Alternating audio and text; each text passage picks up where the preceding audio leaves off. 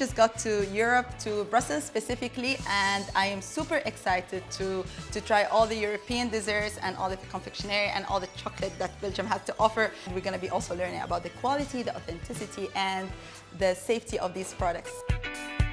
We're going to do workshops, we're going to talk to talented chefs, and I hope you're going to have a good experience just like the one I'm expecting to have.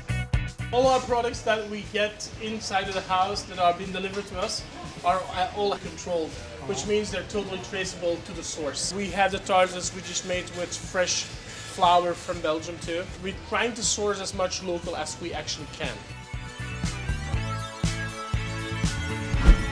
Hello! In Europe, we have a wide variety of different chocolate and different confectionery, like cookies and candies and also biscuit. Our house already exists since 1919, and what makes Mary so special is the fact that this is not industrial chocolate. All the chocolates are still handmade. This is so amazing.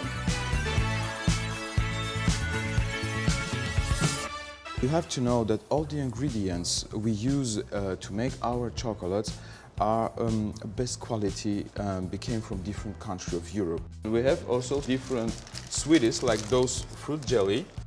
It's not a pork, it's a pectin inside. Pectin, yeah. Yes. So Plant-based. absolutely.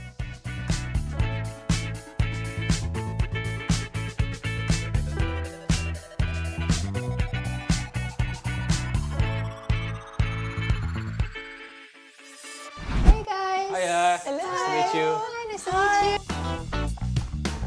So what are we making today? We're gonna make a sweet dessert parfait. So we will use plant-based yogurt and some raspberry jam.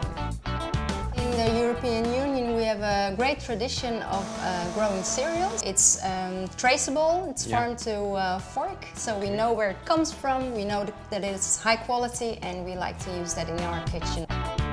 It's amazing how, with all the people that we met before in the past 2 days, like you all agree on the same standard. Like the products that you use and are traceable, the quality. Yeah.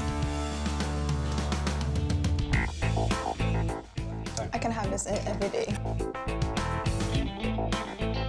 Are you guys excited? Because we're going to make a cake today. How do you make sure it is of the highest quality? You know, when I buy something from the European Union, that it's like checked, you know, with certificates, and because all the farmers obey to the rules.